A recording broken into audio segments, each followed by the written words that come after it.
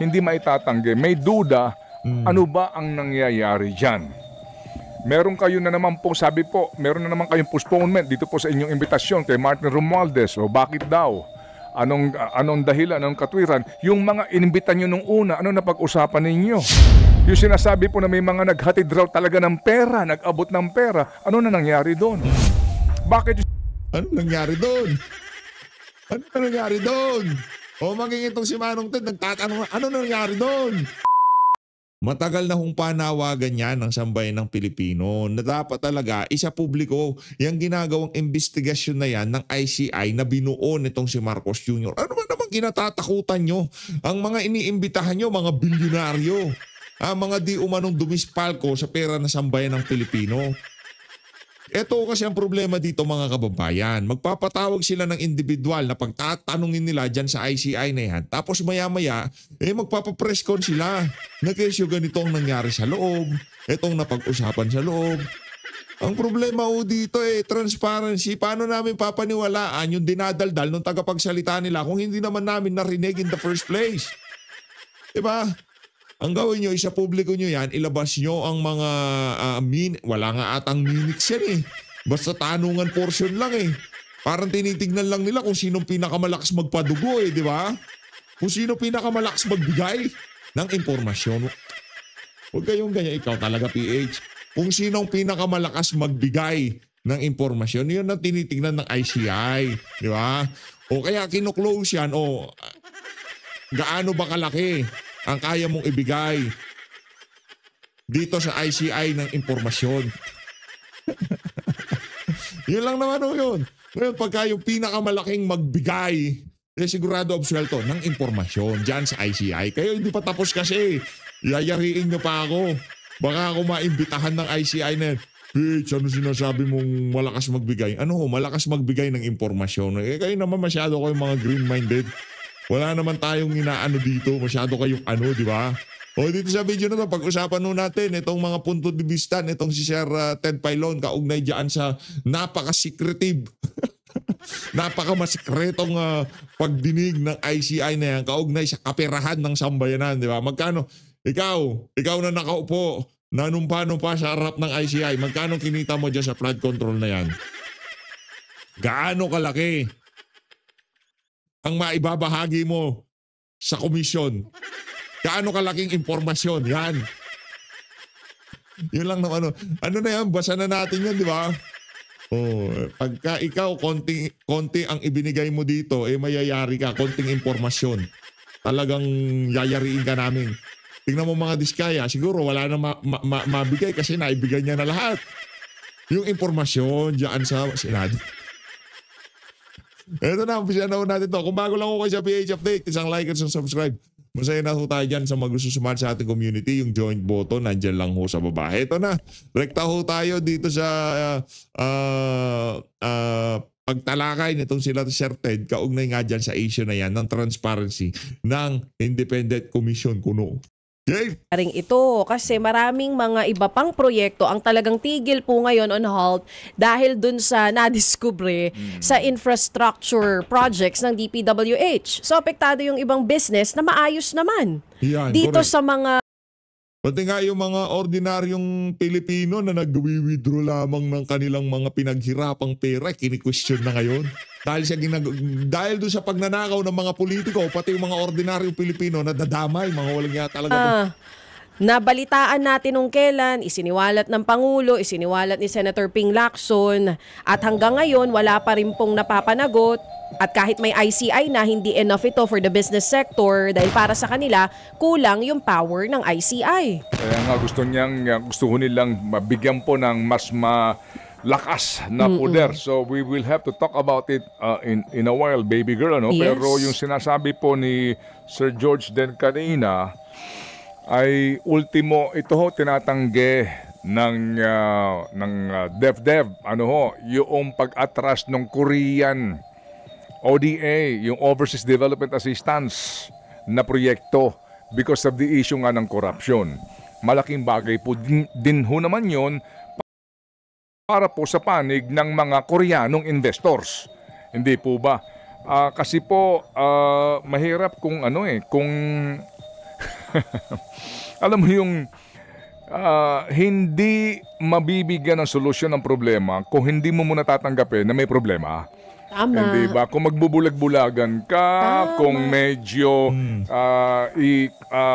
lalagyan mo ng palamuti o patamis, kumbaga, di ba? You cannot sugarcoat itong isyong ito. Yan. Kung magbubulag-bulagan tayo, total naman din tinatanggap naman din mismo ng presidente, di ba? Kung gaano kabigat itong problemang ito. Ngayon, ang atin po lamang nga is that yung sinasabi po, ito halimbawa itong ICI na binabanggit dito no sa kanilang statement, bigyan daw po ng ngipin. Yes. Ang sinasabi nila dito, bigyan ng legal na otoridad at independent o independence itong ICC para po ICI. Ito naman si DJ Chacha. Ma'am, ICI hindi ICC. Nadala lang. Ay, ano na natin, di ba? Nadala lang. ICI, sorry. Okay. Itong ICI, para nga po mangalap o magsagawa ng mabilis, malalim, at patas na investigasyon, malaya sa political influence. Yun ang sinasabi nila. Unang-una, kung ginusto yan ng Presidente Marcos, nagawa na yan sa pag-certify as urgent yung panukala nila Tito Sen. Yan, Opo, at nila Congresswoman Laila de Lima ang maging siya Shell Jokno. Yan. Yung pong pagkakaroon ng ICI through a Republic Act. Yan, yung isa sa batas na.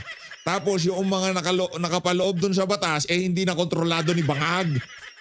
Kaya hindi niya talaga i-mark yan as urgent. Kasi pagka executive order yan, kung ano lamang yung isinulat dun sa executive order, yun ang gagawin. Pero pagka ilinagay yan, Republic Act yan na dapat isa publiko ang pagdinig, walang magagawa si Marcos Jr. kasi batas yun. Anak ng toka, ganyan. Kahit paano naman, maano naman talaga. Minsan nakikinig yan si Marcos Jr. doon sa kanyang mga advisor na, sir, wag nating i-Republic Act yan, mayayari tayo dyan. Executive order lang dapat yan. Pagka isinabatas natin yung ICI na yan, baka tayo dali. Hindi po ba? Kasi nga ngayon, Limited yung power. klarong-klaro. Oo. At saka, again, itong ICI na ito, Yan. hindi ho natin alam kung ano nangyayari. Si Gerard kanina, yung daw lumabas na kwento na may nagwala doon, Nako. na inimbita, and then naglabas si Ginoong Husaka na statement na hindi totoo yun. So, totoo ba na may nagwala o Hindi, wala? pero ang sabi nga ni Gerard, may mga sinasabi sila ng mga sources na mukhang totoo. Oh. Hindi naman din na makukumpirma yan kasi wala silang minutes. Yan. Wala silang record at yun daw pong press briefing nitong si Ginoong Husaka. Osaka, yung Ginoong Osaka na yan, pumupuro na sa atin yan. Actually, meron akong video niyan eh. Di ba? Nagmamadali siya sa press con niya. Kung ano-ano mga pinagsasasabi niya. Ang tanong dito, gaano ba katotoo, di ba? Lagi nagmamadali. Yan. Napili yung mga tanong, Yan sabi ang mo sinasabi kanina. ni Gerard kanina nung aming makausap. Ano po? Kasi nga sabi ko, Gerard, pwede bang pumunta ron sa press conference kung sakali? Kasi ayaw kami pagbigyan ng interview eh. Pwede ba pumunta doon at magtanong kami? O pagpunta namin doon, baka sabihan kami na you're only limited to one question. Kasi daw po sinasabi ko minsan, 10 tanong lang. O 10 minutes na ho, nagmamadali na. So, kung ang solusyon ng ICI ay yung press briefing po na sinasabi daw po thrice a week, hindi araw-araw ha, thrice a week o twice a week, tapos limitado pa yung katanungan ng media, asan transparency dito? Hindi po ba?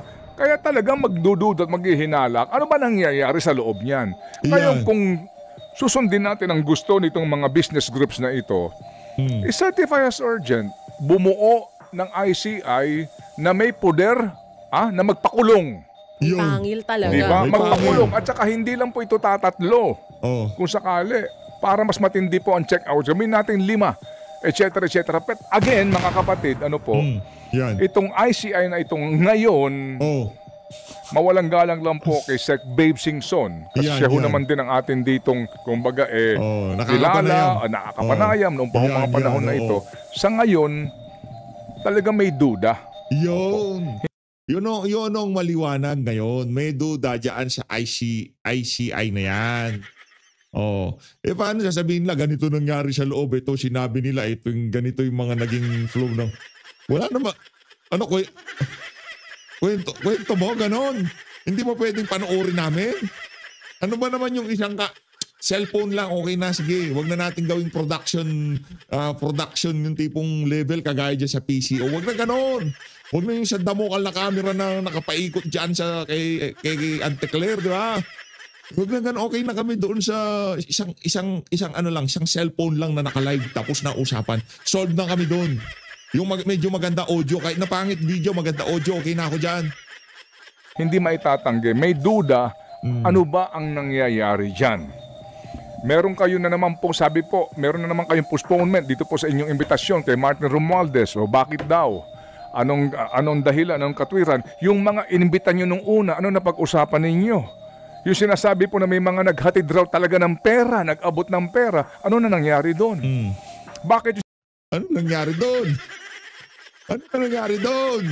O maging itong si Manong Ted, nagtatanong, ano nangyari doon? Sinasabing, hindi pa, talaga mag-iisip ka, ano ba style nila sa pag-iimbestiga dito? Paano ba to? Ano ba sino ba dapat na unahin? Alam niyo ho yun?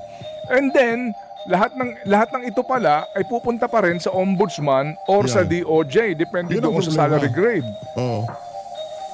So kumbaga, parang lumalabas nga na sila po ay taga-sala. Kung sino lang po magiging may sala. Nako, yari tayo dyan. ICI, taga-sala kung sino ang mga magiging may sala. Walang yan. O sige, ano muna natin na ito dapat rekomenda. Tingnan nyo yung ombudsman na sinasabi nila, ICI, independent, ayan natin. O, pag meron na silang saka kami sasalansan. O, so kung hindi binigay ng ICI, hindi namin sasalansanin. Pambihira, oo. Tuloy natin. Ganun ba yun? Ayun po ang iniisip ng iba kasi nga po sa kawalan ng transparency sa isyong ito. Ngayon, mga kapatid, Sige, ituloy mo. ayoko nga. Ay, hindi. Sige na, ituloy mo lang. Sige na, Manong Ted naman eh. Kasi alas 8:55 Ako na. maaga pa naman, maya-maya pa Aga daw si pa. Pastor. Oo, maya-maya pa daw kaunti si Pastor. Pero siguro kahit na tayo magngangawa dito hanggang bukas, hindi naman makikinig sa atin ng presidente Pero okay. para i-certify as urgent Naku. yung pagkakaroon niyan. Naku, hindi tayo sigurado. Malay mo naman, mapakinggan. Mas okay na yung nagngangawa tayo kaysa wala tayong ginagawa. Mas okay na yung nag-iingay tayo baka sakaling mapakinggan at may mabago. Yan. Isa pa sa gusto nitong business sectors mga kapatid ay kasuhan nga daw po at panagutin lahat ng may sala. Ano man yung ranggo, posisyon, kay may koneksyon sa politika, personal o relasyon. Gawin daw ng makatarungan at patas. So alam na rin nila. Siguro may na rin sila, may inside info na rin sila na may mga kasama dito na may matindi ang political influence. So ayaw din nila mangyari yung nangyari in the past sa mga corruption issues dito sa Pilipinas na ang laging napapanagot ay laging mga maliliit na isda. So nandito po klarong-klaro, alam mo, map. Opo, sabi talaga dito, the historic, massive and unprecedented corruption scandal crippling our flood control and infrastructure project, a crisis that has eroded public trust and now threatens our national security. Ang hindi na nakapirma dito itong kapisanan ng mga magnanakaw sa gobyerno ng Pilipinas. Hindi sila mga business. Nako, hindi sila mga businessman. Yung mga kapisanan ng mga magnanakaw na politiko sa Pilipinas. Sorry. Monkey business kasi yun. Hindi sila legit, boy. Hindi sila kasama doon. Sandali lamang, guys! Ayun na nga mga kababayan, dito sa bahagi ng video natin na to. Matagal-tagal na tong video na to eh. Ayun pa lang natin sasalansanin. Itong si Sec Vince, hindi yata siya nakatulog dito sa na to. Interview niya dito kay Ma'am Pinky Web. Ito pink na pink ho ito pero sabihin ko sa inyo, pink talaga yan. Okay, Ma'am Pinky. Secretary Vince Dizon, Secretary, good to have you again. Welcome to the show and thank you so much for your time. Good evening, Pinky. Thank you very much for having me. Sec Vince, have you spoken to Congressman Leandro Leviste regarding this allegation of his that some of the new members that you swore in are actually either contractors, Nako. connected to contractors, or Nako po. humihingi po sa mga contractors? I have not. Ano yan? Pwede bang sagot dyan all of the above?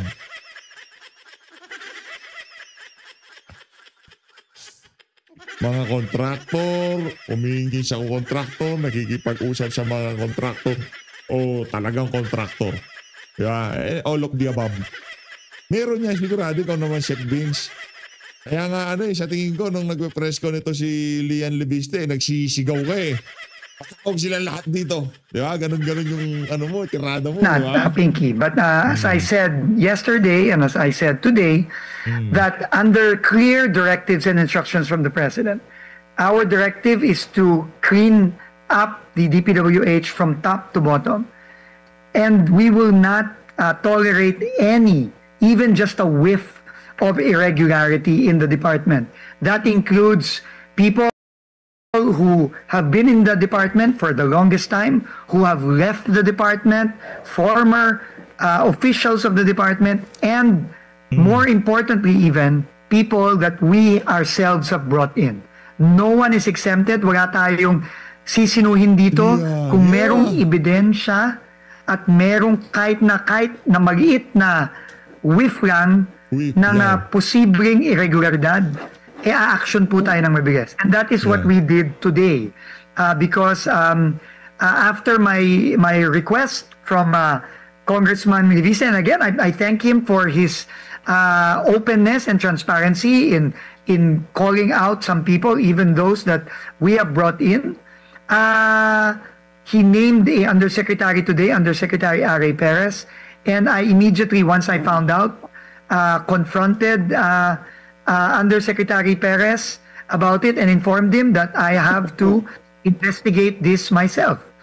No, because he has been named, even if Congressman Revista himself said that this was only based on rumor and some things that he heard or from previous news items over the last years. I told Undersecretary Perez that needs a thorough and in-depth investigation. In fairness to Undersecretary Perez, now former Undersecretary Perez, he, upon meeting with me today, submitted his irrevocable resignation, and I told him okay, and I will send this now to the Office of the President, and I'm recommending its acceptance. So why did he, Sec Vince? You were saying that the allegation of Congressman Leandro Leviste was based on kwento sa kanya, hindi ho ba? And I recall in your previous press conference, you said that you wanted to speak to Congressman Leandro Leviste. You thanked him, but you wanted to get more information about it. Why would Undersecretary Aray, tama ho ba, Aray Perez, just submit his irrevocable resignation? What does that mean? I think it means, number one, he told me himself that he does not want to be a burden on the efforts. Because, Pinky, you have to understand, no? I mean, these people who we asked to join us, including former Undersecretary Perez, came from the private sector. They had very simple, peaceful lives in the private sector. Obviously, they were paid much better in the private sector than in government. So he said that I don't want to be a burden to the efforts of cleaning up DPWH. And unfortunately, in this very toxic environment, even just any mention of your name or even any rumor, then it becomes perceived as true. Gospel and he truth. did not want he did not want to be a burden to the efforts. That's why, and in fairness to I think we sometimes there are very few people I think who have joined government who just say because of delicadeza or because of they don't want to be a burden, they just they resign. And I think that is why former Undersecretary Perez resigned, is because he didn't want to be a burden and a stumbling block to whatever. Hindi, kasi isa siya doon sa mga kinarga mo na contractor talaga, hindi yung a burden, hindi yun. Ano talaga siya, contractor siya. We need to Hindi pala. Malamang sa malamang, isa siya doon sa mga natamaan doon sa mga banat itong si Congressman Leandro Libiste.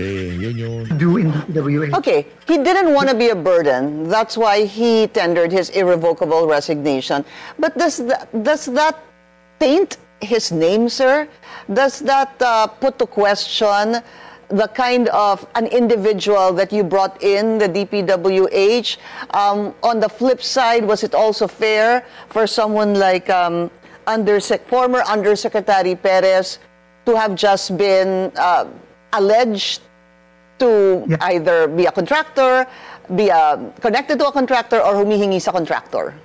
Again, no, unfortunately, Pinky, in a environment such as this, in a very highly charged and toxic environment, unfortunately, you get named and people think you're guilty of whatever. No, and I think Undersecretary Perez just said that he doesn't want to be a burden to that. He does not want to besmirch the reform efforts that we're trying to do in DPWH. That's why he resigned. But it does not mean that we will not investigate this.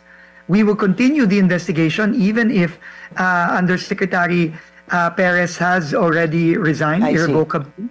But I think what's important here, and this is something that I think everyone has to really take pause and really think about, that reform and changes that need to be made, especially in this environment, need to be based on facts, on evidence, and on transparency. It's very difficult to base anything on just, haka-haka, or rumors, or sinabi ni ganito, sinabi ni ganyan. That's why I think the president, in understanding the situation, formed an independent institution like the ICI, because we need to make the process based on facts and evidence. Okay. Paano yung based on facts and evidence? Sila lang, ganon. Hindi facts and evidence yun. Kung facts and evidence, dapat maligaya nilang ipresenta yan sa sambayan ng Pilipino. Kaya pagdinig dyan sa Blue Ribbon Committee. Sige, ganito na lang para certify na as urgent. Tapos kung ano yung rules dyan sa mga committee hearing sa Senado, gayahin na lang yun. Pagka mayroong mga impormasyon na dapat hindi ilabas, hindi mag-executive session. Pero yung mga general question na kagaya ng sino nag-insert ng budget na yan, pwede nyo bang ibigay sa amin ng kopya ng small committee report? Nasaan na ngayon itong si Elizalde ko? Siguro hindi naman issue yun para hindi naman kailangan ng executive session yun. Lahat na lang in executive session eh. Anak ng Pedro ng Garabata. Oh. Fair enough, sir. I think, and that's what we're going to do. But fair enough, sir, as I mentioned a while ago, but didn't you succumb to that? Because if you're saying that all these allegations should not be haka-haka, dapat it's based on facts and it's based on evidence. And I understand, sir, that the former undersecretary said he didn't want to be a burden, but there were no facts yet, nor evidence presented against the former undersecretary. I understand, but resignation, Pinky, is a personal decision. It's a personal decision. It's and I think it is. In fairness to him, I know very, very few people in government that actually resign just like that, because he doesn't want to be a burden. No, and I think that is something that should take into account. But it is a personal decision, and since it was an irrevocable decision, and I told him very clearly that I was going to have to investigate this, but he said, "Yes, please continue, but I will resign irrevocably." But how? Yes, that is something that is personal to him, Pinky. And I guess we just have to respect him for that. Yeah. I was looking, well, that's a point that you were making, no? For the most part, when there are allegations like these, they have to be, number one, substantiated, for the most part, hindi ho ba, before somebody actually resigns. Because in most cases, an allegation is made, and it's still an allegation. For the most part, nga, people actually stay, hindi ho ba, in their respective positions. So this is a complete turnaround. Pinky, in other countries, like Japan and other cultures, yeah, any small allegation I mean, sometimes people do more than resign. I mean, I know you know what I mean. Yeah. Right? Yeah. Tama. Pero dito sa kapal ng mukha ng mga kaibigan nyo dyan sa House of Representatives, sa kapal ng mukha ng pinsan ng amo mong si Marcos Jr., napagbintangan na kung ano-anong aligasyon na kapit tuko pa rin sa pwesto. Dapat nga hindi lang narikiri. Baka lumabas hindi dugo no? Baka lumabas taba. Coach, some people just, sometimes take their own life because it damages their honor. So I think, like you said, this seldom happens. Okay. But it's a personal decision on his part. All right. But does this affect the other people, sir, that you brought in the DPWH? Alam mo, ang mga kasama natin sa DPWH, tao lang naman yan, Pinky. Tao lang ako. Di ba? Siyempre may epekto yan. No? First of all, it's very, very hard to get good people in government. First and foremost. Especially if you're going to try to attract them from the private sector. But people who join government must understand that this sort of intrigue or these things that happen, especially in an environment like this is normal, Pinky.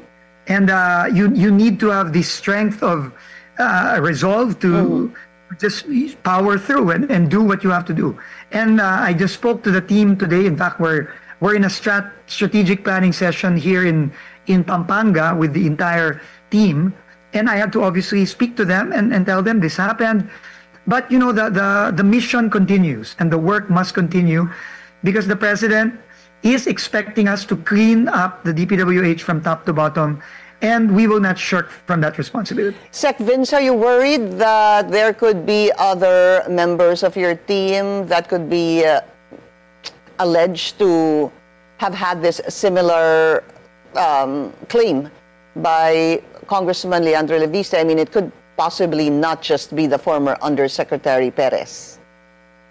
Am I worried? Not really, because I've been in government for so long to understand that this is just how it is, unfortunately. No, it is how it is. But it comes with the territory. Once you occupy a public position, okay, open book and you're always under the microscope. And I told simply, we focus on the job and let's just make sure that we follow regulation, follow the law. Okay. That's it. Sec Vince, just a follow-up, no? I need to go on a break, but when the congressman was on his press conference, there was a person who called from the DPWH. When I watched it, it was obviously not you kasi may sinabi siyang, not the exact words, pero parang, Papa, sabihin natin or iparating mo yan kay DPWH Sec Vince. So, obviously, hindi po kayo yung kausap niya. Do you know sino po yung tumawag kay Congressman Leandro Leviste? I asked someone from the staff to call him, someone that Congressman Leviste knows. And I just asked, please ask the congressman to tell me who it is and give me some details. That's all. And I'm very happy, again, I'm very happy that Congressman Leviste gave the name and gave some indication of his allegations and suspicions, and we will act accordingly, and we have acted accordingly already, and we will investigate this to the fullest. We'll be taking a very short break. We'll continue our discussion. You spoke to Ombudsman Boying Remulla last Wednesday about the issue on this decision of non-cooperation by the Diskaya couple. Pinanood ko po yung inyong press conference and sabi niyo pa nga doon, and I quote, nakakatawa nga na sila pa ang hindi na willing mag-cooperate, ang dami pa nilang kaso. What really is the net effect of their decision to not cooperate with the ICI? I'm not a lawyer, Pinky, but to me, the effect, as far as DPWH is concerned, we already have filed one case against them. That is the first case in Bulacan. And to me, that has no effect because that case is an open and shut case. And they are, in our opinion, guilty of stealing the people's money in those projects in Bulacan. And their non-cooperation with ICI, to me, I think, is immaterial in that case. because that case has already been filed with the ombudsman, and I've spoken to the ombudsman, and the ombudsman, they are already processing it. It is already going through the standard process of the ombudsman, and once it gets filed in the Sandigan Bayan, which Ombudsman Boying said will be soon, since the case is non-bailable, they are going to jail. Yeah. It's simple as that. Yeah, just to give a little bit of a rundown, there was a case filed by the DPWH against them before the Office of the Ombudsman. Ito pong si DOJ din po, nag-submit din po ng mga papeles, mga dokumento sa Office of the Ombudsman the other day. That's why we spoke to Ombudsman Boying Remulla, also recommending 5 cases dun po sa 1st District Engineering Office ng Bulacan. And that was that particular interview, sir, when I was speaking to the Ombudsman, when I asked him, kasi parang sinasabi niya, it appears na meron pong pinoprotektahan itong mga Diskaya, and then I asked him, and then he said, Senator Bongo, do you have that same information that the Diskayas appear or apparently are protecting Senator Bongo because of the construction company of Senator Bongo's father? First of all, again, we have to base everything on facts and evidence. And 2 days ago, I spoke to the Ombudsman specifically about this, and he asked me to look at the contracts of the Diskaya companies from 2016 onwards. Because, and this is a fact, during the Blue Ribbon hearings, the Diskayas admitted in the Blue Ribbon hearing that they got bigger and more lucrative contracts 2016 onwards. That Check Vince, ha? Sinungaling ka na naman. Kaya dumadami yung puti ng buhok mo, nagsisinungaling ka. Ang sinabi nila, naging lucrative ang business nila nung 23, 24, 25, hindi 2016. Na-blacklist pa sila ng panahon na yan. Nagsisinungaling ka. Lalong dadami mga uban mo niyan. Hinay-hinay sa kakasinungaling. Nakakatanda ng itsura yan. That's why we are looking at that, and we are looking at the possible partnerships between the Diskaya companies, the various Diskaya companies, and CLTG Corporation. Yan. Which allegedly has links to Senator Bongo or his family.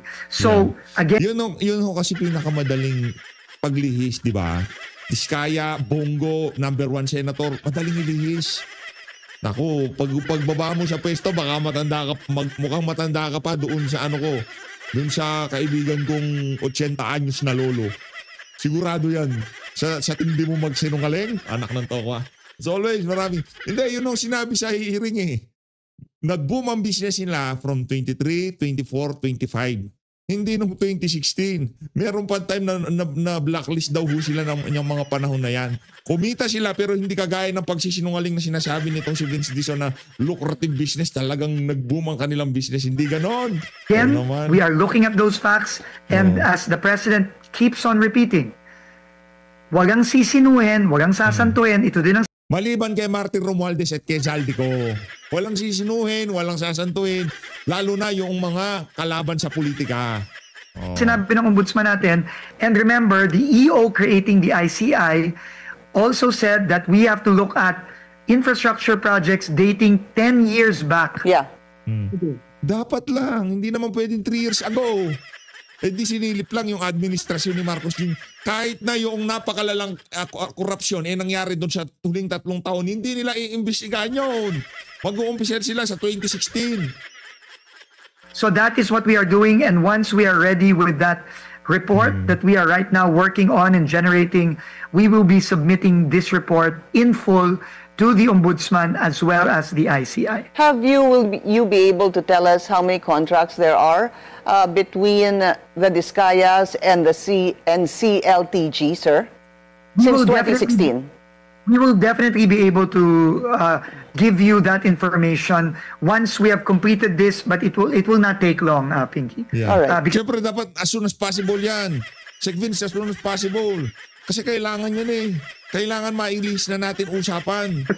Everything is automated, especially now that we are about to launch our transparency portal that we show all projects from 2016 onwards, even you, Pinky, or any of our Hindi, pero Senator Christopher Bongo, bago pa siya pumasok sa politika, kagaya na sinasabi nitong si dating Pangulong Rodrigo Duterte, bilyonaryo yung mga yan. Mga tesoro. Kahit sinong tanongin nyo sa Davao, mayaman daw ho talaga pamilya niyan. Silang may-ari ng pinakamalaking printing press dyan sa Davao City. Kaya bago pa siya pumasok sa politika, bilyonaryo na yung mga yan. Citizens can do that. But we will be submitting this very soon to the Ombudsman and the ICI.